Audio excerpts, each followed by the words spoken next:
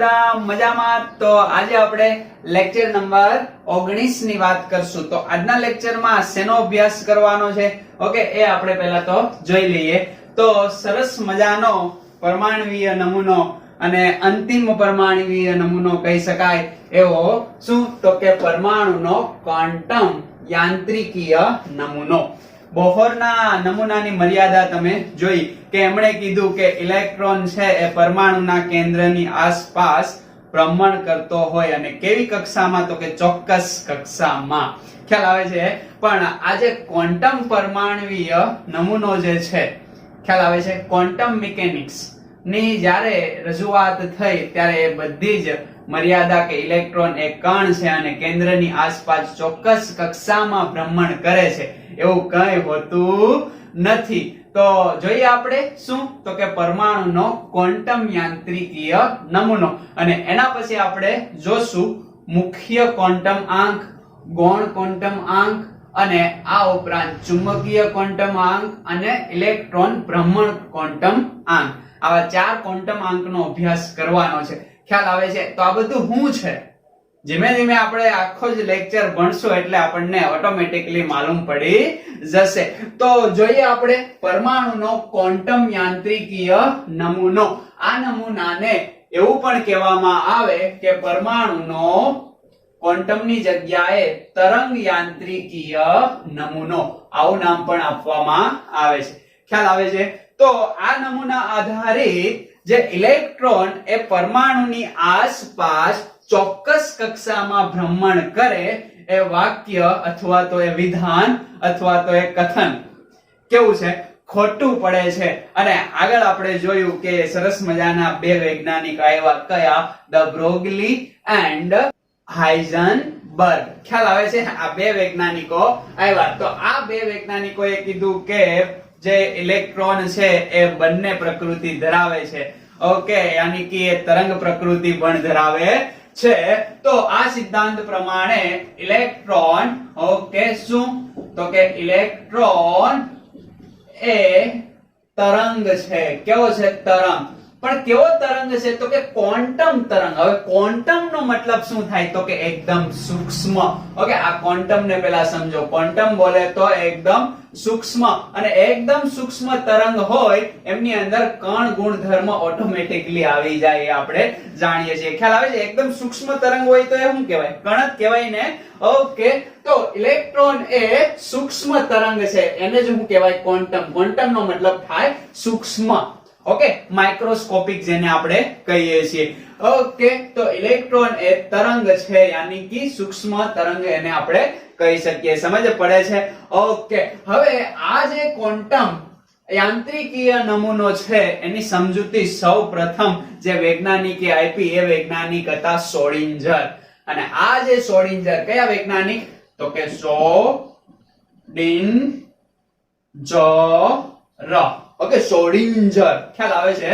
તો એમણે એક સરસ મજાનું સમીકરણ આપ્યું એને કહેવાય શ્રોડિંજર સમીકરણ. અને આ જે શ્રોડિંજર હતા એને ક્વોન્ટમ મિકેનિક બરાબર યાની કે ક્વોન્ટમ યાંત્રિકીય નમૂનાના પિતા પણ કહેવામાં આવે. આ નમૂનો તો એક અલગ વાત છે પણ આ ક્વોન્ટમ યાંત્રિકીય ક્વોન્ટમ મિકેનિક્સ ના પિતા બોલે તો શ્રોડિંજર. ઓકે કે હાઇઝનબર્ગ અને ધ બ્રોગલી સાથે સહમત થઈ શ્રોડિંજરે સરસ મજાનો પરમાણ્વીય નમૂનો આપી દીધો અને કહી દીધું કે ભાઈ કે આ પરમાણુનું કેન્દ્ર આ એની કક્ષા આ ઇલેક્ટ્રોન અહીંયા ફરવો આવું કંઈ હોતું નથી. તો એને જણાવ્યું કે તો કેવું હોય? આવું ના હોય તો કેવું હોય? એને સાબિતી તો આપવી પડે ને. તો એને સરસ મજાનું ઇક્વેશન આપ્યું. એ ઇક્વેશન છે શ્રોડિંજર સમીકરણ. ઓકે એ ઇક્વેશન ને હું અહીંયા લખવાનો પ્રયત્ન કરું. d2 sin dx2. ખ્યાલ આવે છે? d2 અને sin કહેવાય dx2 plus d2 sin dy2 plus d2 sin dz2. ખ્યાલ આવે છે? હજી બાકી છે. ઓકે એના પછી 8 પાઈ શું 8 pi square m square upon 8 pi square m square upon h.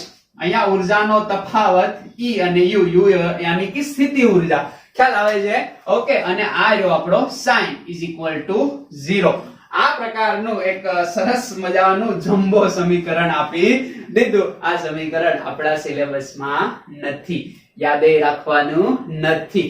માત્ર આ ક્વોન્ટમ મિકેનિક્સ છે તો બહુ બધું છે, ખ્યાલ આવે છે ને? આ બધામાં આપણે કંઈ પડવાની જરૂર છે નહીં. આપણે માત્ર સમજવાનું શું છે તો કે ક્વોન્ટમ યાંત્રિકીય નમૂનો સમજવાનો છે કે આ નમૂનો શું કહે છે.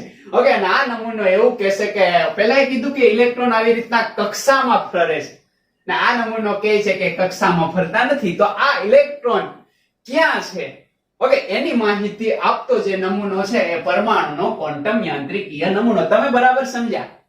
શું સમજ્યા? કે ઇલેક્ટ્રોન કક્ષામાં ભ્રમણ કરે છે. ઓકે, કોણે કીધું તો કે બોહરે. સમજ પડે છે? તો કક્ષામાં ભ્રમણ કરે છે ત્યારે એક કણ હતો. પછી આગળ બે વૈજ્ઞાનિક આવ્યા, કયા તો કે દ બ્રોગલી એન્ડ હાઇઝનબર્ગ. એણે કીધું કે ઇલેક્ટ્રોન એ તો તરંગ પણ છે.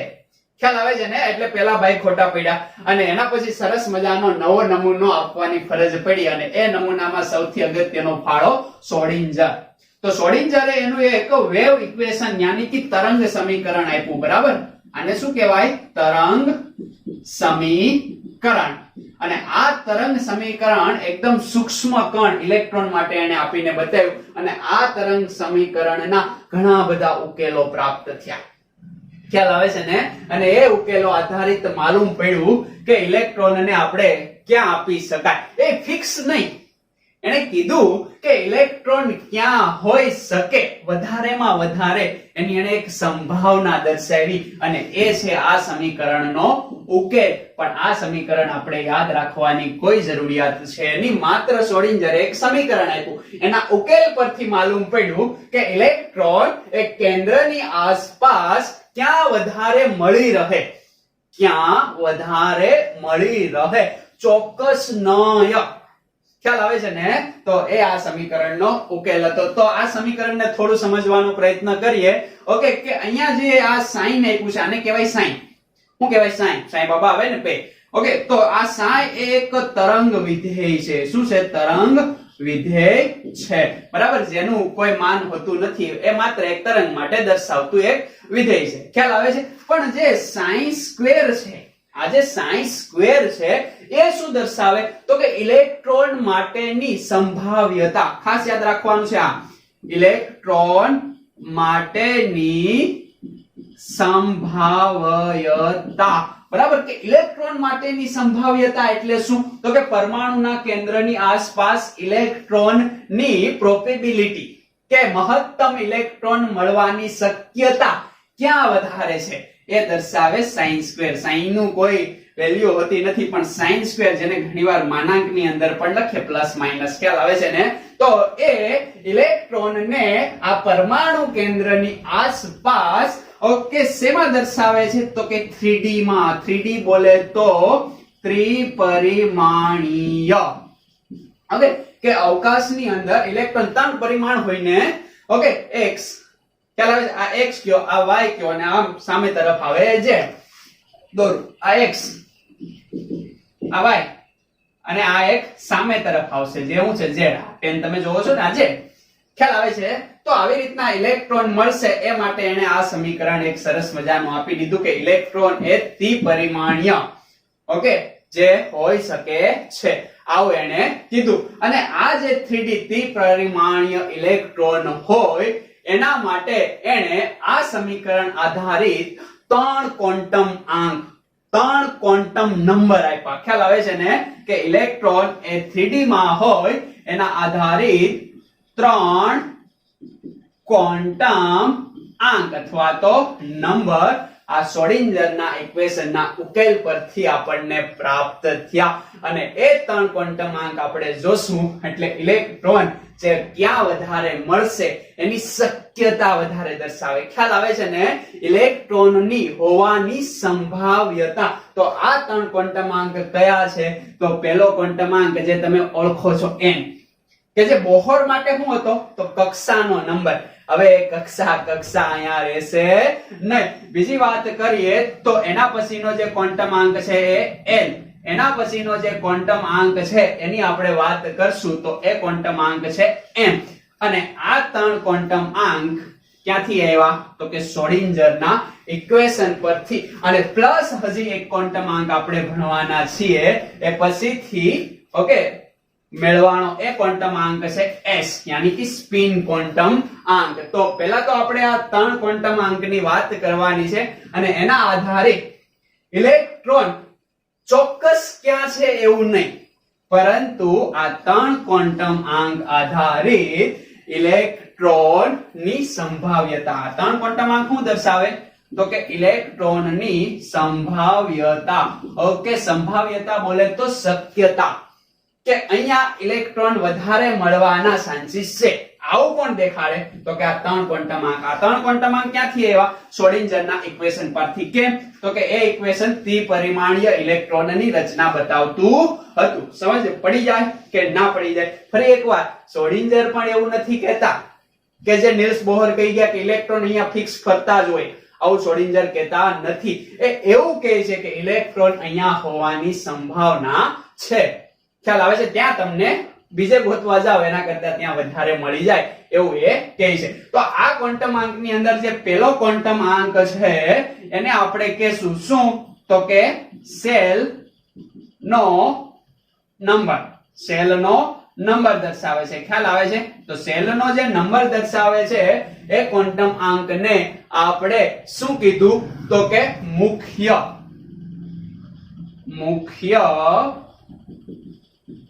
ક્વોન્ટમ આંક. ખ્યાલ આવે છે? તો એને આપણે કીધું મુખ્ય ક્વોન્ટમ આંક.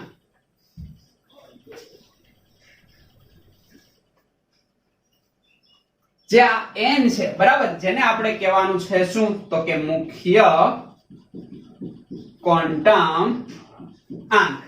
જે આ l છે એને આપણે કહેવાનું છે ગૌણ ક્વોન્ટમ આંક, અથવા તો એનું બીજું નામ છે એજીમુથલ ક્વોન્ટમ આંક. એજીમુથલ બરાબર. અને આ જે m છે મેગ્નેટિક ઉપરથી યાદ રાખવાનું, ચુંબકીય ક્વોન્ટમ આંક. આ એજીમુથલ ક્વોન્ટમ આંક, ગૌણ ક્વોન્ટમ આંક. ખ્યાલ આવે છે? હવે કયા ક્વોન્ટમ આંક ઇલેક્ટ્રોન નું શું દર્શાવે એ આપણે ડિટેલ ની અંદર જોવાનું છે. અને આ જે અલગથી મેળવવાનો 4th નંબરનો ક્વોન્ટમ આંક, ફરીવાર એને શ્રોડિંજર સાથે કંઈ લેવા દેવા નથી. એ ક્વોન્ટમ આંક છે ભ્રમણ ક્વોન્ટમ આંક, અથવા તો ઇલેક્ટ્રોન સ્પિન ક્વોન્ટમ આંક પણ એમને કહેવામાં આવે. યાદ રહી ગયા તમને? ઓકે, n એ મુખ્ય ક્વોન્ટમ આંક, ઓકે, l એ ગૌણ ક્વોન્ટમ આંક, m એ ચુંબકીય ક્વોન્ટમ આંક, s એ ભ્રમણ ક્વોન્ટમ આંક. અને આ શું દર્શાવે છે તો કે ઇલેક્ટ્રોનની અવકાશમાં મળવાની સંભાવ્યતા. બરાબર, ઇલેક્ટ્રોનની ક્યાં તો કે અવકાશની અંદર મળવાની સંભાવ્યતા દર્શાવે છે. તો એ જ આપણો શું થયો તો કે પરમાણુનો ક્વોન્ટમ યાંત્રિકીય નમૂનો, અથવા તો પરમાણુનો તરંગ યાંત્રિકીય નમૂનો. ક્વોન્ટમ નો મતલબ શું થશે? સૂક્ષ્મ. ખ્યાલ આવી ગયો તમને? સમજ એક્ઝેક્ટલી પડે છે? ઓકે, તો હવે આપણે નેક્સ્ટ શું ભણવાના છીએ? આ ક્વોન્ટમ આંકને સમજવાના છીએ. ઓકે, ચાલો લખી નાખો.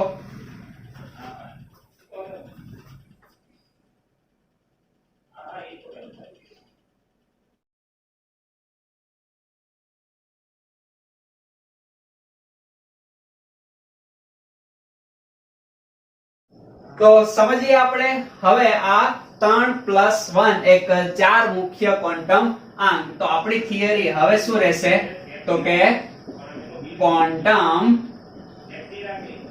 આંક ની સમજૂતી આપો.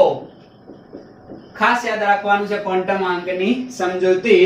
ઓકે, અહીંયા ઘણું બધું આપણે સમજવાનું છે અને એ સમજીને એપ્લાય કરવાનું છે. બરાબર, એમના ઉદાહરણોની અંદર કઈ વસ્તુ ગોખવાની છે નહીં. જે પોઈન્ટ યાદ રાખવાના છે એ પોઈન્ટ આપણે અહીંયા તમને આપશું. બસ એટલી જ વસ્તુ યાદ રાખવાની છે, બીજી આખી થિયરી કઈ ગોખી નાખવાની નથી. તો આ ચાર મુખ્ય ક્વોન્ટમ આંકમાંથી પહેલો ક્વોન્ટમ આંક આપણે જોવાનો છે કયો તો કે n ને આપણે કહેશું મુખ્ય ક્વોન્ટમ આંક તો જોઈએ આપણે મુખ્ય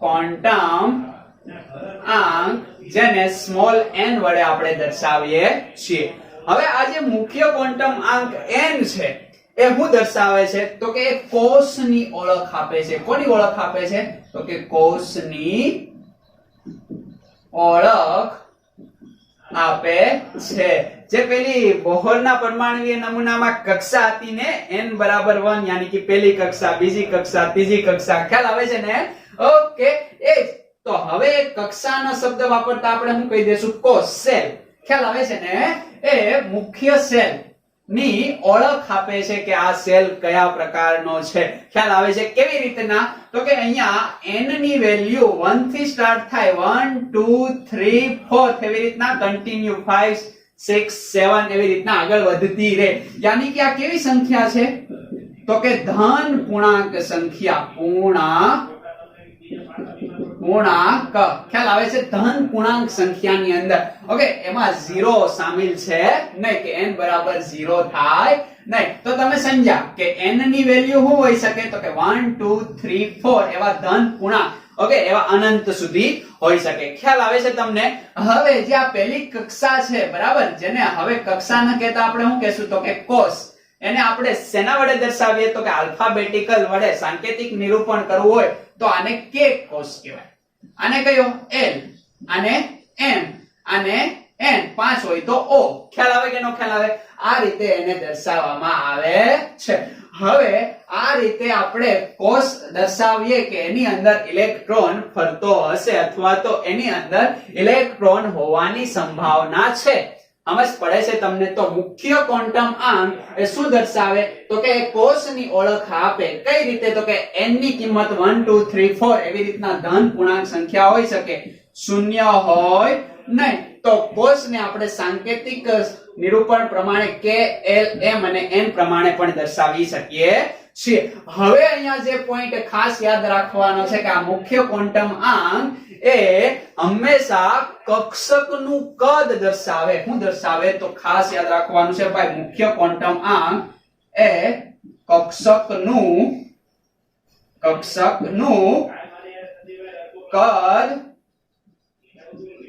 દર્શાવે છે બરાબર તો મુખ્ય ક્વોન્ટમ આંક એ કક્ષકનું કદ દર્શાવે છે આ ઉપરાંત એ કક્ષકની ઊર્જા પણ દર્શાવે છે એટલે ખાસ યાદ રાખજો કક્ષકનું કદ અને કક્ષકની ઊર્જા એ મુખ્ય ક્વોન્ટમ આંક દર્શાવે છે સમજ પડે છે ખ્યાલ આવે છે તો આ જે કદ અને કક્ષકની ઊર્જા એ કોણ દર્શાવે છે તો મુખ્ય ક્વોન્ટમ આંક તો હવે આપણે સમજીએ કે કઈ રીતે તો આપણે આગળ શીખી ગયા એક જૂનું મોડેલ લઈ લઈએ કે આ પહેલો કોષ આ બીજો કોષ આ ત્રીજો કોષ બરાબર તો અહીંયા n બરાબર 1 2 3 ખ્યાલ આવે છે જેમ જેમ તમે n ની વેલ્યુ મોટી થતી જાય એમ કેન્દ્રથી દૂર જતા જાવ છો દેખાય છે અને જેમ જેમ કેન્દ્રથી દૂર જતા જાવ એમ ઊર્જા શું થતી જાય તો કે ઊર્જા વધે સમજ પડે છે તો એ શું દર્શાવે છે એક તો ઊર્જા દર્શાવે છે આ ઉપરાંત એક કદ દર્શાવે છે દેખાય જો અહીંયા n બરાબર 1 હોય તો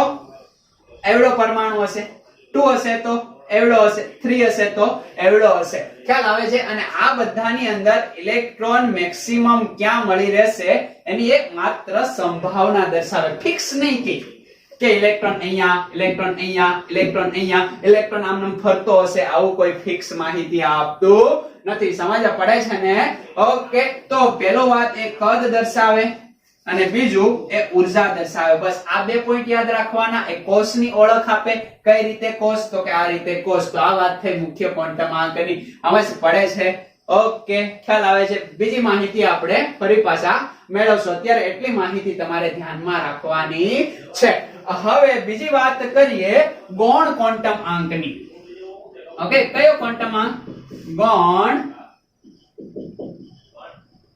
ક્વોન્ટમ આંક હવે જે આ ગૌણ ક્વોન્ટમ આંક છે એ આપણને શું દર્શાવે છે? ઓકે, તો ગૌણ ક્વોન્ટમ આંકના બીજા ઘણા બધા નામ પણ છે. એક તો આ એઝીમુથલ ક્વોન્ટમ આંક એ તો તમને માલુમ પડી ગયું. બીજું એને કક્ષક કોણીય વેગમાન પણ કહેવામાં આવે. શું કહેવામાં આવે? કક્ષક કોણીય વેગમાન પણ કહેવામાં આવે. આ ઉપરાંત એનું નામ છે એને સહાયક ક્વોન્ટમ આંક પણ કહેવામાં આવે. સહાયક ક્વોન્ટમ આંક. ઓકે, આ નામ યાદ રાખજો. અને એમની સંજ્ઞા છે સ્મોલ l. ખ્યાલ આવે છે? જેને સ્મોલ n વડે આપણે દર્શાવીએ છીએ. ગૌણ ક્વોન્ટમ આંક, સહાયક ક્વોન્ટમ આંક, કક્ષક કોણીય વેગમાનને તમે l વડે દર્શાવો ને એના પરથી. ઓકે, અને એઝીમુથલ ક્વોન્ટમ આંક આને કહેવામાં આવે છે. ખ્યાલ આવે છે? આ ક્વોન્ટમ આંક એ ઇલેક્ટ્રોનની અથવા તો આપણે કહી શકીએ કે કક્ષકની ત્રિપરિમાણીય આકાર, કે આ જે કક્ષક હશે એનો ત્રિપરિમાણીય આકાર દર્શાવે. ખાસ યાદ રાખજો, ત્રિપરિમાણીય આકાર. ઓકે, તો કક્ષકનો આકાર, કોનો આકાર ભાઈ? કક્ષક. કે કક્ષકનો ત્રિપરિમાણીય આકાર કોણ દર્શાવે છે?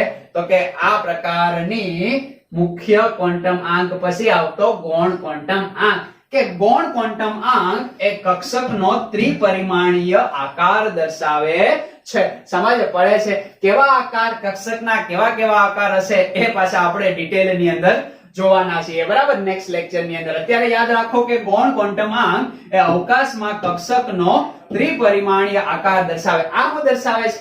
તો કે કક્ષકનું કદ, કે કેટલી કદની કક્ષક છે. બરાબર, આ ઉપરાંત જેમ જેમ કદ વધતું જાય ઉર્જા વધતી જાય એ મુખ્ય ક્વોન્ટમ આંક દર્શાવે. સમજ પડે? એક કોષની ઓળખ આપે છે. અને ગૌણ ક્વોન્ટમ આંક એ પેટા કોષ દર્શાવે, એવું કહી શકાય. ખ્યાલ આવે છે ને?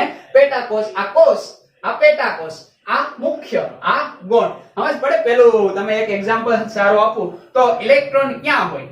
તો ઇલેક્ટ્રોનની જગ્યાએ દાખલા તરીકે તમે હાલમાં ધારો કે ઇલેક્ટ્રોન છો, તો તમે ક્યાં રહ્યો છો? તો કે સુરતમાં. સુરત ક્યાં આવ્યું? તો કે તમે તમારો પછી વિસ્તાર બોલશો કે આ સુરત છે એ ક્યાં આવ્યું? તો કે ગુજરાતમાં. પણ આપણે તો અંદર અંદર જવાનું કે ગુજરાત. ગુજરાતની અંદર સુરત.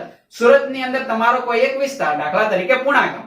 પુણાગામની અંદર ક્યાં? તો દાખલા તરીકે તમે છો સમર્પણ સ્કૂલમાં, તો સમર્પણ સ્કૂલ. સમર્પણ સ્કૂલની અંદર ક્યાં? તો કે આ ક્લાસમાં. આ ક્લાસ ક્યાં? તો કે એની અંદર. ત્યાં ક્યાં? તો કે એ બેન્ચ પર. આ રીતે તમારું એક અંદર અંદર આવતા ગયા તો તમારું પ્રોપર મહત્તમ સંભાવના મળતી ગઈ. હવે તમને હું એમ કહું કે તમે ક્યાં? તો સુરતમાં. ક્યાં રહો છો? તો કે સુરતમાં. તો અઘરું થાય ને? પછી થોડાક નજીક આવો. ઓકે, તો સુરતમાં રહ્યો છો એ તમારો શું થયો? તો કે તમારો મુખ્ય ક્વોન્ટમ આંક. હજી નજીક આવો, ક્યાં રહ્યો? તો કે પુણાગામમાં. થોડુંક નજીક થયો એ તમારો શું થયો? ગૌણ ક્વોન્ટમ આંક. હજી થોડાક નજીક આવશો, ક્યાં રહ્યો છો? તો કે સમર્પણમાં. એમાં તો કે આ ક્લાસમાં. એટલે સિમ્પલ થયું ને? આ રીતે ઇલેક્ટ્રોન અહીંયા કેવી રીતના મહત્તમ ક્યાં મળવાની સંભાવના છે એ જ આનું દર્શાવે મુખ્ય ક્વોન્ટમ આંક. આ કુસુરત છે, આ પુણાગામ આવી ગયું. સમજ પડે છે? તો એ દર્શાવે છે કે કક્ષકનો ત્રિપરિમાણીય આકાર, કે કેવા કેવા આકારની કક્ષકો હોય છે. પહેલા એ તો કીધું કે સિમ્પલ ગોળ હોય, પણ અહીંયા એવું હોતું નથી. ઓકે, ખ્યાલ આવે છે તમને એટલો? ગુડ. હવે આ ક્વોન્ટમ આંકને આપણે આ રીતે સાંકેતિક નિરૂપણમાં દર્શાવવું પડશે. ઓકે, તો ખાસ યાદ રાખવાનું છે કે આ ક્વોન્ટમ આંકને આપણે કઈ રીતે દર્શાવીએ? તો આ ક્વોન્ટમ આંક અહીંયા n છે. ખ્યાલ આવે છે? અહીંયા હું છે n, તો એની સામે અહીંયા બાજુમાં લખીએ l. તો n ની કિંમત 1 2 3 4 આવી રીતના હોઈ શકે ને? ઓકે, પૂર્ણાંક સંખ્યાની અંદર, ધન પૂર્ણાંક સંખ્યાની અંદર. તો l ની કિંમત હંમેશા યાદ રાખવું એ કેવી હોય? તો કે 0 કરતા, ઓકે, યાની કે 0 અથવા 0 કરતા મોટી. 0 અથવા તો 0 કરતા મોટી. કોની કિંમત? તો કે l ની. અને l ની કિંમત એ n-1 હોય. આ યાદ રાખજો. શું? તો કે l ની કિંમત એ 0, okay, equal less than. Okay, તો 0 કે 0 કરતા મોટી અને n-1 કરતા નાની. ઓકે, અથવા તો n-1 જેટલી. ખ્યાલ આવે કે ના ખ્યાલ આવે? તો આ પ્રકારે આમની કિંમત હોય છે. તો જોઈ લઈએ કઈ રીતે. તો કે અહીંયા 1 છે તો 1 1 બોલે તો 0. ઓકે, 0 અથવા 0 કરતા મોટી. તો આની કિંમત શું આવે? 0 આવે. 1 છે તો 0. 2 છે તો અહીંયા 1. 3 છે તો અહીંયા 2. ઓકે, પેન ચેન્જ કરીએ. યસ, ખ્યાલ આવે છે? તો 1 તો 0, 2 તો 1, 3 તો 2, 4 તો 3. તમે એક્ઝેક્ટલી સમજ્યા હું અહીંયા તમને શું કહેવા માંગુ છું? ખ્યાલ આવે છે તમને? ઓકે, મુખ્ય સેલ અથવા મુખ્ય કોષ અને ગૌણ કોષ દર્શાવે, બરાબર? અહીંયા લખવાય, આ કોષની ઓળખ આપે છે, આની અંદર ગૌણ કોષની ઓળખ આપે છે. તો આ રીતે 0, 1, 2 અને 3 આ રીતે શું દર્શાવે છે? તો કે કક્ષકો દર્શાવે છે અથવા તો ગૌણ સેલ દર્શાવે છે. સમજ પડે છે તમને? હવે આને દર્શાવવા માટે ઓકે, એને પણ જેને આવી રીતના આને આપણે k વડે દર્શાવ્યું, l વડે દર્શાવ્યું, m વડે, n વડે, તો આને દર્શાવી શકીએ. જો l બરાબર 0 હોય તો એનો મતલબ શું થાય? તો કે એને s વડે દર્શાવાય. 1 હોય તો p વડે દર્શાવાય, 2 હોય તો d વડે દર્શાવાય, 3 હોય તો ઓકે f વડે દર્શાવાય. ખ્યાલ આવે? બધું સ્મોલ છે. સમજ પડે છે? એવી રીતના તમે કન્ટિન્યુઅસ અહીંયા 4 હોય, બરાબર? ચાલો અહીંયા 4 તો અહીંયા કેટલા આવશે? 5 આવશે. અહીંયા 6 તો અહીંયા કેટલા આવશે? 5 આવશે, બરાબર? તો f પછી એને કન્ટિન્યુઅસ g અને અહીંયા h વડે એને દર્શાવવામાં આવે. પણ જનરલી આપણે એટલે સુધીમાં કામ ખતમ થઈ જશે. સમજ પડે છે તમને? l એ ગૌણ ક્વોન્ટમ આંક છે, એને કઈ રીતે આપણે દર્શાવ્યું એની માહિતી તમને એકદમ અન્ડરસ્ટેન્ડ થઈ. જો આ સૂત્રને ફોલો કરે છે. n-1 દેખાય છે? n-1 1, ઓકે, 3 - 1 2, 4 - 1 કેટલા થયા? તો કે 3. આ રીતે ફોલો કરે છે. પરંતુ આ જે 0 છે, ઓકે, હવે આ પ્રમાણે ફોલો કરે તો અહીંયા 1 એ જવાબ આવી શકે અને 0 પણ જવાબ આવી શકે ને. એટલે અહીંયા શું હશે? તો કે 0 અને 1. સમજ પડે છે તમને? ઓકે, આ 2 છે તો 2 હોઈ શકે અને 0 કરતા મોટું, યાની કે 0 કરતા મોટું 2 સુધી હશે. એટલે શું આવશે? તો કે 0 એ આવશે અને 1 એ આવશે. ખ્યાલ આવે છે તમને? આ આવશે તો કે 3 છે. ઓકે, આ 3 આપણો છે તો શું આવશે? તો કે 0 એ આવશે, 1 એ આવશે, 2 એ આવશે અને 3 આવશે. ખ્યાલ આવે છે? યાની કે આ જે 4 નંબરનો મુખ્ય ક્વોન્ટમ આંક છે એની અંદર કેટલી કક્ષકો હોય, યાની કે કેટલા પેટા સેલ હોય? તો કે એમની અંદર આ 4 પેટા સેલ હોય.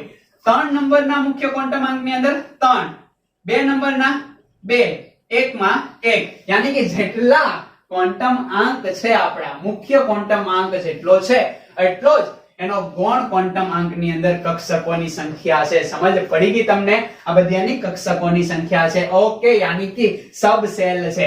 ઓકે, આ જે સેલની સંખ્યા જે હોય એના જેટલી જ કોની સંખ્યા છે? સબ સેલની સંખ્યા. જો અહીંયા સેલ કેટલા છે? 4, તો સબ સેલ કેટલી છે? ખ્યાલ આવે છે ને? સબ સેલ એટલે ખબર પડે છે ને તમને? ગૌણ કોષ કેટલા છે? 4. અહીંયા 3 છે તો આ 3, 2 છે તો આ 2, 1 છે તો આ 1. પણ ખાસ યાદ એ રાખવું કે 0 અથવા 0 કરતા મોટું હોય અને 1 - n જેટલું અથવા એના કરતા નાનું હોય. સમજ પડે છે? એટલે એ સૂત્ર યાદ રાખો. તમે અહીંયા કિંમત મૂકો એટલે તમારા જવાબ આવી જાય. સમજ પડે? તો 0 હોય એને શેના વડે દર્શાવવામાં આવે? s. ઓકે, 1 હોય એને p, 2 હોય એને d, 3 હોય એને f. spd, spd f બોલો આવે ને? spd પાવર રેન્જર્સ, બરાબર? એના જેવું spd f એટલું તમારે યાદ રાખવાનું એટલે તમારું કામ બની જાય. પછી આ gs તો યાદ રહી જશે, એનું કઈ કામ પણ છે નહીં. સમજ પડે છે? જેવી રીતના તમે અહીંયા abcd યાદ રાખી નાખી કે એવી રીતના અહીંયા થોડીક આડાવડી abcd spd હે ને? spd તમે જોવો છો spd f. તો આ આપણી થઈ સબ સેલ. ઓકે, તો સબ સેલ વિશે તમને માહિતી અન્ડરસ્ટેન્ડ થઈ. સમજ પડે છે ને? ખ્યાલ આવે છે? હું તમને એમ કહું કે મારી પાસે m સેલ છે, m બોલે તો કેટલા આવશે? તો કે 3 આવશે. તો કે n ની વેલ્યુ અહીંયા 3 આવી તો એના માટે l કેટલા હોય? તો l કેટલા હોય? તો કે હાઈએસ્ટ 2 હોય. ઓકે, તો આ સમીકરણ તમને ખબર છે તો 2 સુધી આપણે જવાનું એટલે 0, 1 ને 2. ખ્યાલ આવે છે? તો 3 થઈ ગયા. જો આ 4 હોય તો 0, 1, 2, 3. આ 5 હોય તો 0, 1, 2, 3 અને 4. આવી રીતના તમને માલુમ પડી ગયું. અને l ને આપણે સાંકેતિક નિરૂપણ 0 હોય તો s, 1 હોય તો p, તો આ બધા જ p છે 1 વાળા. d હોય તો 2 હોય તો s, p, d, 3 હોય તો f, 4 હોય તો g. ખ્યાલ આવે છે? અહીંયા 6 હોય 0, 1, 2, 3, 4, 5 અને 6. અને આ જે છે ઓકે એ 5 હોય, 5 સુધી જવાનું. યસ, 5 હોય તો શું કહેવાય એને h. સમજ પડે છે? તો બધા 0 વાળા બધા s, 1 વાળા બધા p, 2 વાળા બધા d, 3 વાળા બધા f અને 4 વાળા બધા શું થશે g અને 5 વાળા h થશે. સમજ પડી ગઈ? ઓકે, આ બે ક્વોન્ટમાંક તમે એક્ઝેક્ટલી સમજ્યા. ખાસ યાદ રાખવાનું છે MCQ માટે. મુખ્ય ક્વોન્ટમાંક કદ અને ઊર્જા, ગૌણ ક્વોન્ટમાંક કક્ષકનો ત્રિપરિમાણીય આકાર કે કેવા કેવા પ્રકારની કક્ષકોનો આકાર હોય એ દર્શાવશે ગૌણ ક્વોન્ટમાંક. સુરતની અંદર પુણાગામ. ઓકે, યસ, લખી લો એટલું.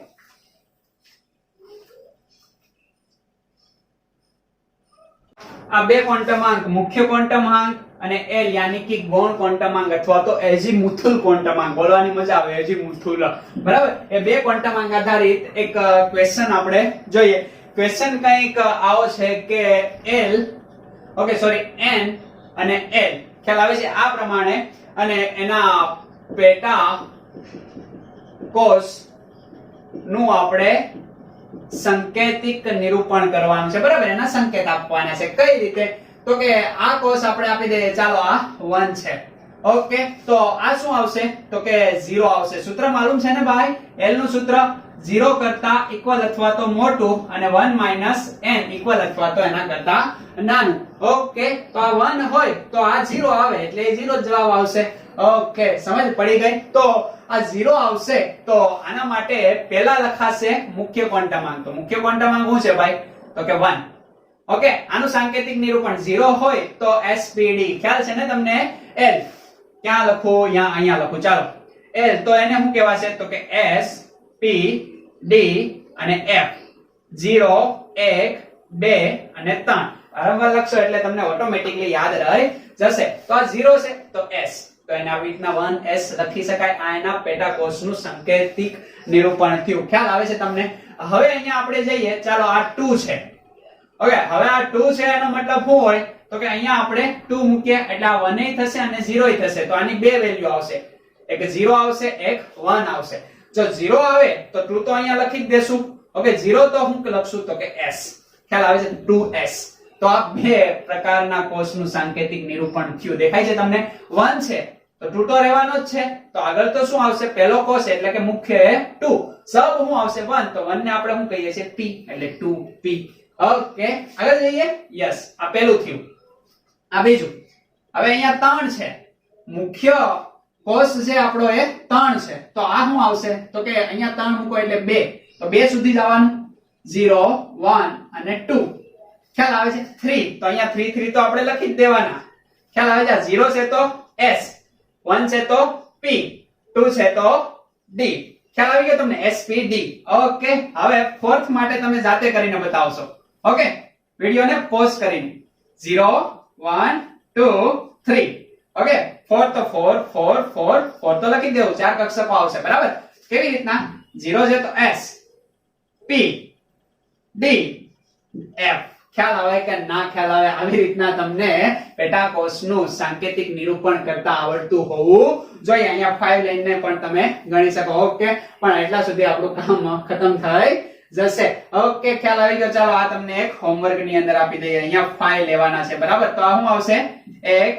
1 પહેલા તો 0 1 2 3 4 સુધી આવશે. અહીંયા બધે શું રહેશે? 5 5 5 5. કેટલા 5 રહેશે? તો કે 5 છે એટલે 5 5 રહેશે. આ શું આવે? s p d f અને એના પછી શું આવશે? તો કે g. ખ્યાલ આવી જાય કે નો ખ્યાલ આવી જાય? તો આ રીતે આપણે સાંકેતિક નિરૂપણ કરતા હોઈએ છીએ. ઓકે, અન્ડરસ્ટેન્ડ થઈ જાય? હવે આપણે આના પછી જોવાના છીએ શું? તો કે આ ત્રીજો ક્વોન્ટમાંક કે જે શ્રોડિંજરના ઇક્વેશન પરથી આવ્યો એ છે ચુંબકીય ક્વોન્ટમાંક. કયો ક્વોન્ટમાંક? તો કે ચુંબકીય ક્વોન્ટમાંક, જેને આપણે શેના વડે દર્શાવીએ છીએ? m વડે દર્શાવીએ. ઘણીવાર અહીંયા સ્મોલ l લખવામાં આવે, પણ ના લખો તો પણ ચાલે, એનાથી કઈ ફરક પડશે નહીં. તો આ જે ચુંબકીય ક્વોન્ટમાંક છે એ કોને કહેવો? તો કે કક્ષકનું અવકાશીય દિક સ્થાન બતાવે, યાની કે દિશાકીય સ્થાન. શું? તો કે કક્ષકનું અવકાશીય અથવા તો અવકાશમાં દિક સ્થાન, દિશાકીય સ્થાન બતાવે કે કક્ષકનો આકાર માલુમ પડી ગયો. આણે કીધું આપણને કે કક્ષકનો આકાર, આણે કીધું કે એમની ઊર્જા અને કદ. ખ્યાલ આવે છે? હવે આ આકાર ધરાવે છે. હવે આ કહેશે કે અવકાશની અંદર કયા સ્થાન પર છે, તો આ એમ દર્શાવશે કક્ષકનું સ્થાન. સમજ પડે છે કે નથી પડતી? આ ઉપરાંત બીજો પોઈન્ટ યાદ રાખી લો કે આ કક્ષકની સંખ્યા પણ દર્શાવે છે. કઈ રીતે? કે આ તમે કહી દીધું કે s, તો s ની અંદર કેટલા પ્રકારની કક્ષકોની સંખ્યા છે એ દર્શાવશે કોણ? તો કે ચુંબકીય ક્વોન્ટમ આંક. કઈ રીતે કક્ષકની સંખ્યા દર્શાવશે? તો એના માટેનું સૂત્ર છે 2l+1.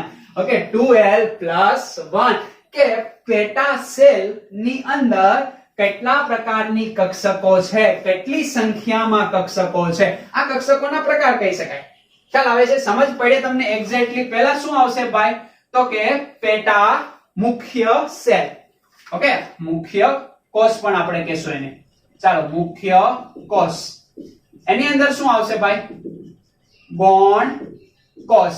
એની અંદર શું આવશે ભાઈ? ગૌણ કોષની અંદર કક્ષકની સંખ્યા. ખ્યાલ આવે છે ને? તો ગૌણ કોષની અંદર કક્ષકની સંખ્યા દર્શાવતા ક્વોન્ટમ આંકને ચુંબકીય ક્વોન્ટમ આંક કહેવામાં આવે છે. અને આ ચુંબકીય ક્વોન્ટમ આંક કેવા પ્રકારનો હોય, આ રીતે એમનું નિરૂપણ કરવું હોય, આ બે સુધી તમે શીખી ગયા. ઓકે, આગળ પહેલા દર્શાવવામાં આવે શું છે? તો કે l, સોરી n. એના પછી દર્શાવવામાં આવે શું છે? તો કે l. હવે આ l યાની કે આ s છે. ઓકે, ક્યાં ગયો? તો અહીંયા આ s, p, d અને f કે આમની અંદર કેટલી સંખ્યાની અંદર કક્ષકો છે? તો કે આમની અંદર કક્ષકની સંખ્યા. ઓકે, એ કોણ દર્શાવશે?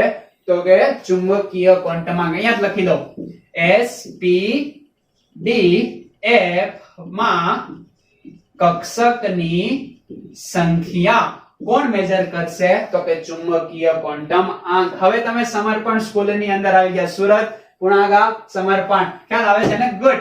હવે અહીંયાની અંદર તમને ઇલેક્ટ્રોનને ગોતવો થોડોક વધારે સરળ પડશે. ઓકે, સંભાવના મળવાની વધી ગઈ. ખ્યાલ આવે? જેમ જેમ તમે નજીક જતા જાઓ એમ સંભાવના વધતી જાય છે. તો આને આપણે દર્શાવીએ. સિમ્પલ છે ભાઈ. કઈ રીતના આને દર્શાવશું? તો કે આપણી પાસે સૂત્ર છે 2l+1. ઓકે, l તો s હોય તો 0, p હોય તો 1, d હોય તો 2, f હોય તો 3.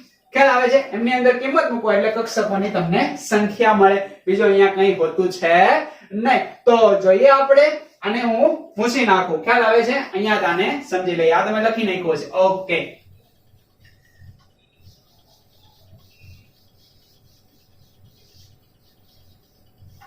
ચાલો આને આપણે ભૂસી નાખ્યું. અહીંયા આપણે એને સમજવાનો વ્યવસ્થિત પ્રયત્ન કરીએ.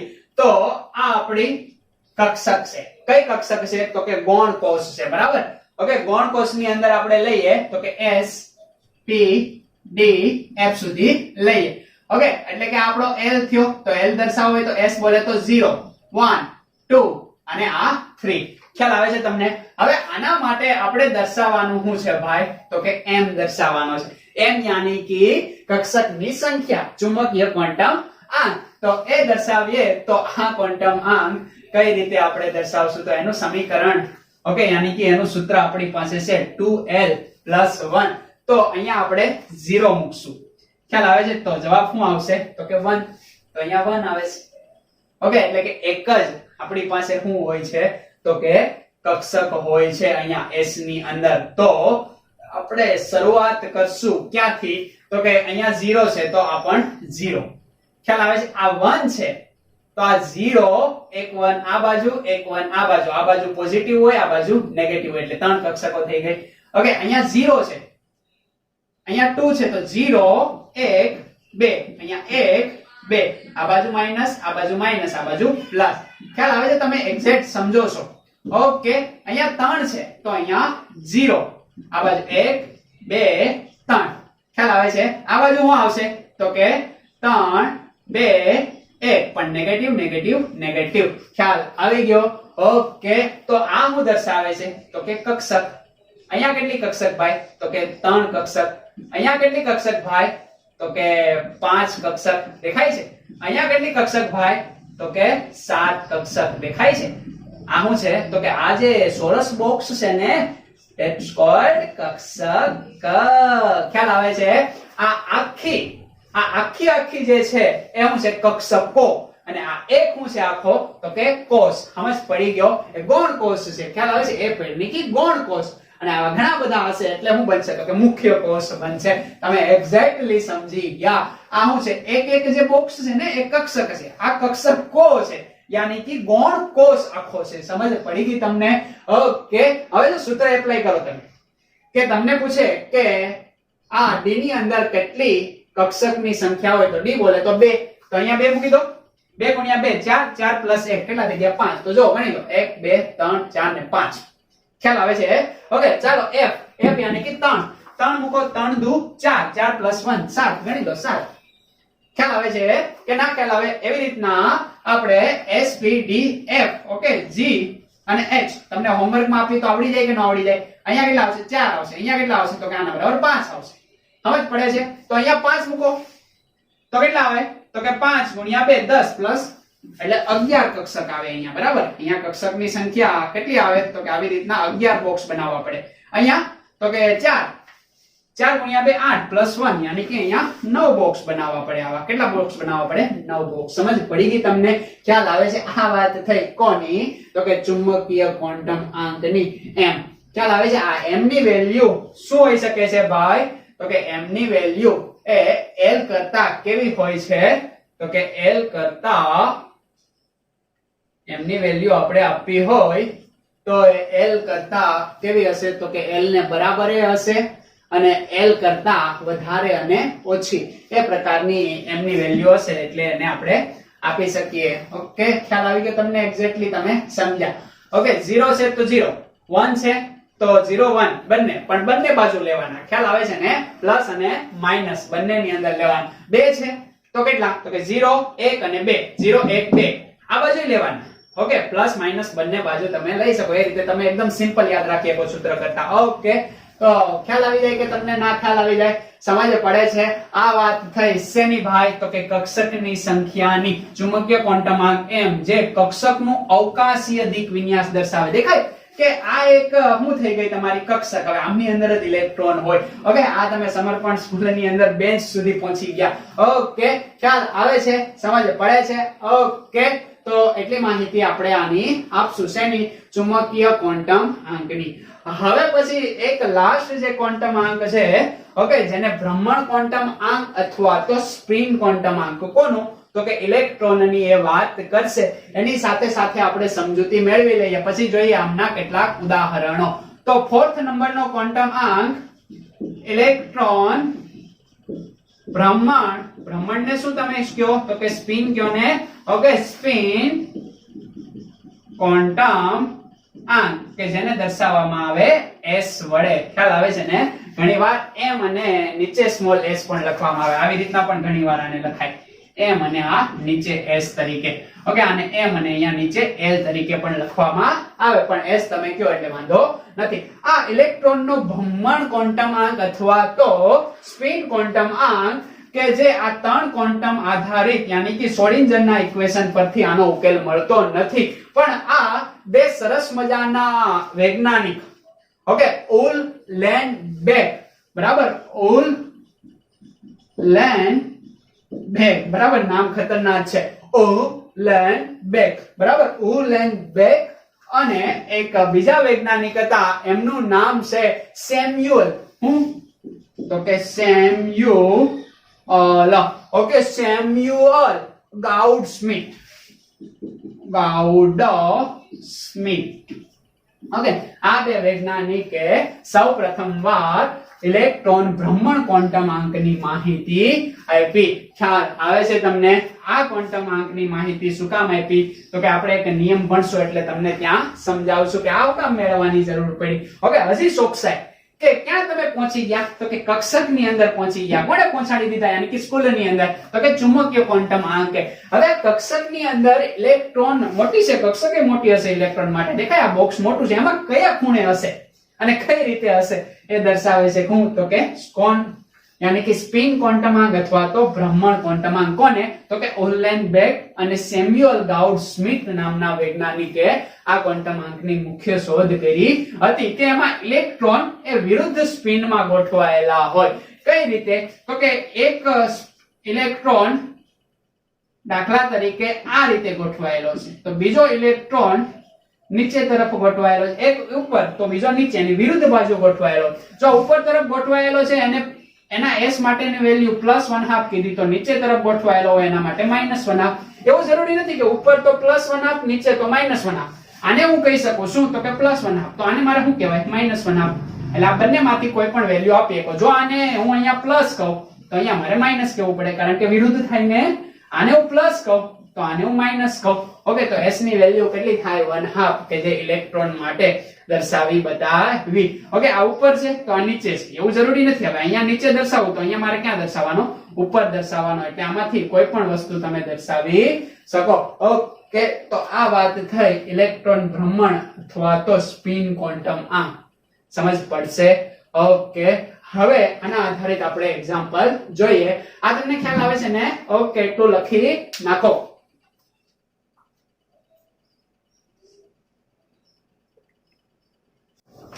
ઓકે જોઈએ આપણે ઉદાહરણ નંબર 1 ઓકે ક્વોન્ટમ અંકની સમજૂતી પરથી આપણે પહેલું ઉદાહરણ જોઈએ અહીંયા રાખ્યા છે એમનું આપણે કામ છે ખ્યાલ આવે છે ને હમણાં એક સાથે જોઈએ આપણે તો ઉદાહરણ નંબર 1 ની વાત કરીએ તો એમની અંદર કીધું છે કે મુખ્ય ક્વોન્ટમ અંકની સંખ્યા યાની કે n ની સંખ્યા આપી છે 3 ખ્યાલ આવે છે અને તમને એવું કીધું છે કે એમની સાથે સંકળાયેલી કુલ કક્ષકો ઓકે કુલ કક્ષક ની સંખ્યા તમારે મેળવવાની છે તો કુલ કક્ષકોની સંખ્યા મેળવવાની છે જોઈએ એકદમ સિમ્પલ છે બરાબર અહીંયા n લખીએ એની બાજુમાં શું આવશે l કક્ષકોની સંખ્યા એટલે m સુધી પહોંચવું પડશે આપણે ઓકે તને 3 ક્વોન્ટમ અંક શીખી જઈએ આ કેટલા છે ભાઈ 3 છે તો આ કેટલા આવશે 0 આવે 1 આવે અને 2 આવે આ 3 થવા જોઈએ ને આ 3 તો આ 3 ઓકે કારણ કે પેટા કોષની સંખ્યા કેટલી તો કે મુખ્ય કોષની જે સંખ્યા હોય એટલી તો આ m શું થશે તો કે 0 છે ઓકે તો આને આપણે આપીએ અહીંયા 0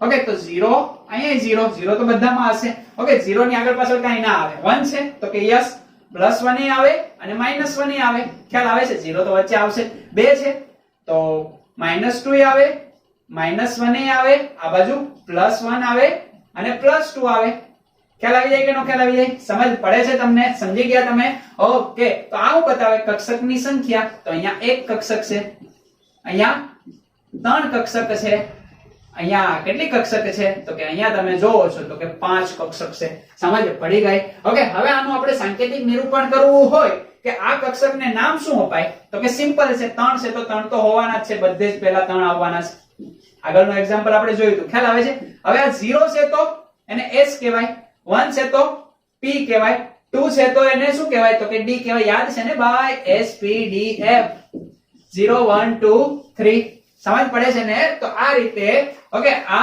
3s કક્ષક આ 3p કક્ષક થઈ ગઈ આ 3d કક્ષક થઈ ગઈ બધું જ સેમ આવે આમની અંદર કેટલા પ્રકારની કક્ષક હોય 3 પ્રકારની દેખાય s p અને d ઓકે એવું છે એની પેટા સેલ છે ઓકે હવે હંમેશા 3 નંબરની કક્ષક જે હશે એમની અંદર s કક્ષક હશે ઓકે s પેટા કક્ષક જેને આપણે કહેશું એની સંખ્યા હંમેશા કેટલી હોય 1 p હોય તો 1 2 અને 3 ઓકે d હોય તો હંમેશા d કોઈ પણ d હોય 3d હોય 2d હોય 1d હોય ઓકે 1d 2d તો આવશે જ નહીં 4d હોય ઓકે તો 1 2 3 4 5 તો હંમેશા આની સંખ્યા કેટલી હશે 5 સમજ પડે છે તમને તો ટોટલ કક્ષકો કેટલી થઈ ગઈ આ 5 5 + 3 8 8 + 1 કેટલી થઈ ગઈ તમારો જવાબ આવી ગયો 9 આ છે આપણો આન્સર ઓકે એવી ના ફીલ લેને વાલી બાત ઓકે હવે આને શોર્ટકટ ની અંદર ગણવું હોય તો એકદમ સિમ્પલ છે શું તો કે કુલ કક્ષકની સંખ્યા બરાબર n નો વર્ગ n એવું છે તો કે મુખ્ય ક્વોન્ટમ અંક મુખ્ય ક્વોન્ટમ અંકનો વર્ગ કરો એટલે તમારા કક્ષકની સંખ્યા મળી જાય મુખ્ય ક્વોન્ટમ અંક કેટલો છે 3 છે તો 3 નો વર્ગ જવાબ આવી ગયો 9 કોઈ પણ માટે આવી જાય ખ્યાલ આવે છે ઓકે એક દાખલા તરીકે તમને હું કહું કે n બરાબર ચાલો 2 છે ઓકે n બરાબર 2 છે તો એનો જવાબ કેટલો આવી જાય તો કે આ સૂત્ર તમે મૂકો અહીંયા 2 નો વર્ગ કેટલો થાય તો કે આન્સર આવશે 4 જોઈએ 4 કઈ રીતના આવે તો કે n બરાબર અહીંયા l અને અહીંયા m n બરાબર કેટલા 2 તો 0 અને 1. ઓકે અહીંયા કેટલી કક્ષક આવશે 1. અહીંયા કેટલી કક્ષક આવશે તો કે 1 છે એટલે 3 કક્ષકો આવશે. ખ્યાલ આવે કારણ કે -1 +1 ને આ 0. અહીંયા તો 0 જ છે. ખ્યાલ આવી ગયો? સમજ પડી ગઈ? ટોટલ કેટલી કક્ષકો? અહીંયા 1, અહીંયા કેટલી 3, 1 ને 3 કેટલી થઈ ગઈ 4. આને તમે શું કહેશો તો કે 2 છે તો આગળ તો 2 જ આવશે. 0 છે એટલે s 2h. આ કક્ષકનું નામ શું આપશો તમે? 1 છે એટલે 2p. p માં હંમેશા કેટલી હોય? 3 જ હોય. s માં હંમેશા કેટલી હોય? 1 જ હોય. d માં હંમેશા કેટલી હોય? 5 જ હોય. ખ્યાલ આવે છે? f માં હંમેશા કેટલી હોય? 7 જ હોય. સમજ પડી ગઈ? ઓકે તો આ પ્રકારનો એક્ઝામ્પલ હતો. હવે આની સાથે સાથે હજી એક એક્ઝામ્પલ લઈ લઈએ. ઉદાહરણ નંબર 2. ખ્યાલ આવે છે? તો આ એક્ઝામ્પલમાં કંઈ કેવું છે કે SPDF કક્ષકોનો ઉપયોગ કરીને ક્વોન્ટમ આંક દર્શાવતી કક્ષકોનું વર્ણન કરો. ઓકે શું તો કે SPDF કક્ષકોનો ઉપયોગ કરવાનો છે તમારે અને ક્વોન્ટમ આંક દર્શાવતી કક્ષકોનું વર્ણન કરવાનું છે કે એ કક્ષકનું નામ કઈ રીતના આ રીતે અહીંયા નામ આપ્યું ને એવી જ રીતના આ છે. ઓકે તો અહીંયા તમને હું કહું કે n બરાબર 2 છે. ખ્યાલ આવે છે? અને તમને હું કહી દઉં કે l બરાબર 1 છે. તો એક તો આ તમે જવાબ આપો. ઓકે આવડી જાય. અહીંયા n બરાબર l બરાબર અહીંયા n બરાબર l બરાબર અને d અહીંયા n બરાબર અને l બરાબર. અહીંયા તમારે પણ જવાબ આપવાનો છે બરાબર. હું અહીંયા લખી દઉં કેટલા તો અહીંયા 4 છે, અહીંયા 5 છે અને અહીંયા ચાલો 3 છે. ઓકે આ રીતે છે. ઓકે અહીંયા 0 3 અને 2 છે. ઓકે તો આની કક્ષકોનું નામ આપો. એક તમને હું શીખવાડી દઉં. દાખલા તરીકે હું આ શીખવાડી દઉં. ચાલો તો આનો મારે આન્સર જોઈએ છે. તો અહીંયા 5 તો મારે અહીંયા 5 જ લખવા પડશે. l બરાબર 3. તો SPD કક્ષકો પ્રમાણે એનું સાંકેતિક નિરૂપણ કરતા આવડે? યસ. S P D અને F. ઓકે ખ્યાલ આવે ને? S P ક્યાં લખ્યું છે કે અહીંયા લખ્યું છે S P D F. Okay અને F પછી શું આવે તો કે G. એના પછી શું આવે? H આવે. તો અહીંયા 4 ને અહીંયા 5. ઓકે તો અહીંયા 3 છે તો 3 વાળું કયું છે તો કે આ તો કે F. તો શું આવે? 5F. આવી ગયો આન્સર. ખ્યાલ આવે કે નો ખ્યાલ આવે? ઓકે અહીંયા હું આપશો 3 તો છે જ. 2 ક્યાં છે તો કે અહીંયા છે. ઓકે તો અહીંયા 3 2 બોલે તો D यानी कि 3D. ઓકે અહીંયા શું આવશે તો કે આ 4 છે આ 0 છે તો આ 4 0 છે તો S. ખ્યાલ આવે છે? અહીંયા શું આવશે? 2 છે તો કે 2 L यानी कि 1 તો આ P. ખ્યાલ આવે છે? આની અંદર કેટલી કક્ષક હોય? P બોલે તો 3, S બોલે તો 1, F બોલે તો ભાઈ 7, D બોલે તો 5. આ તમે હવે એક્ઝેક્ટલી સમજ્યા હું શું કહેવા માંગુ છું. ખ્યાલ આવે છે? તમને એમ પૂછે કે આની અંદર કક્ષકોની સંખ્યા જણાવી દો. ઓકે આની અંદર દેખાય છે? ખાલી આની અંદર નથી કીધી મેં. ઓકે સાથે હા એ પૂછે તો આની અંદર કક્ષકોની સંખ્યા કેટલી થાય તો કે આનો મતલબ જ શું થાય છે તો કે અહીંયા n બરાબર તમને કેટલું આપ્યું છે તો કે 2 આપ્યું છે. l બરાબર તમને 1 જ આપ્યું છે. હવે તમે 0 નહીં લ્યો. આનો મતલબ અહીંયા કીધું નથી તો નથી લેવાનું. ખ્યાલ આવે છે? ઓકે ના કીધું હોય ખાલી બે જ વસ્તુ આપી હોય અથવા એક જ વસ્તુ આપી હોય તો તમે બધું કરવાનું. અહીંયા બે વસ્તુ આપી દીધી તો આ બે વસ્તુને ધ્યાનમાં લેવાની. એટલે આ 2 l બરાબર 1 અને આના માટે m કેટલો થાય તો કે આ 1 છે. ઓકે આનો મતલબ શું થાય તો કે આ બાજુ 1 આ બાજુ 1 અહીંયા 0 અહીંયા માઈનસ અહીંયા પ્લસ. કેટલી કક્ષકો થઈ ભાઈ? 3 કક્ષકો દેખાય છે તમને? ઓકે એટલે જ એને હું કીધું 2p. એટલે જ મેં તમને કીધું જ્યાં p આવે ત્યાં 3, s આવે ત્યાં 1, d આવે ત્યાં 5 અને જ્યાં f આવે જો આ જોઈએ આપણે તો અહીંયા n ની સંખ્યા 5 છે. આની સંખ્યા કેટલી છે? 3. આની સંખ્યા 3 હોય એનો મતલબ શું તો આ 0 1 2 3 અહીંયા શું આવશે તો કે -3 -2 -1. જો કેટલી કક્ષકો છે ગણી લો 1 2 3 4 5 6 અને 7. સમજ પડી? એટલે f આવે ત્યાં હંમેશા શું આવે? 7 જ તમારો જવાબ આવે. આવા ઘણા બધા એક્ઝામ્પલ આપણે આપેલા છે તમને હોમવર્કમાં. જે વિડિયો લેક્ચર ખતમ થશે એના એન્ડમાં આવશે. હવે જોઈ લઈએ જનરલ એકવાર. n એવું છે તો કે મુખ્ય ક્વોન્ટમ આંક. l એવું છે તો કે ગૌણ ક્વોન્ટમ આંક. ખ્યાલ આવે છે? ઓકે m એવું છે તો કે ચુંબકીય ક્વોન્ટમ આંક. ખ્યાલ આવે છે? s એવું છે તો કે ભ્રમણ અથવા તો સ્પિન ક્વોન્ટમ આંક. ઓકે આ n એવું દર્શાવે તો કે ખાસ યાદ રાખજો કદ અને ઊર્જા. ઓકે આ l એ શું દર્શાવે છે ખાસ તમારે યાદ રાખવાનું છે બરાબર. આ કદ અને ઊર્જા દર્શાવે છે. આ શું દર્શાવે છે તો કે આકાર. ઓકે આકાર. ખ્યાલ આવે છે ને કોનો તો કે કક્ષકનો આકાર. ઓકે ચુંબકીય ક્વોન્ટમ આંક શું દર્શાવે છે ખાસ યાદ રાખવાનું છે કક્ષકની સંખ્યા. આ ઉપરાંત જે અગત્યનું છે એ કક્ષકની અવકાશમાં ઓકે દિશાકીય ગોઠવણી यानी कि દિક વિન્યાસ અથવા તમે સ્થાન પણ કહી શકો. ઓકે આ યાદ રાખજો તમે. અને આ શું દર્શાવે છે તો કે ઇલેક્ટ્રોનનું ભ્રમણ કે ઉપર હોઈ શકે અને નીચે હોઈ શકે, બંને એક સાથે હોઈ શકે ને.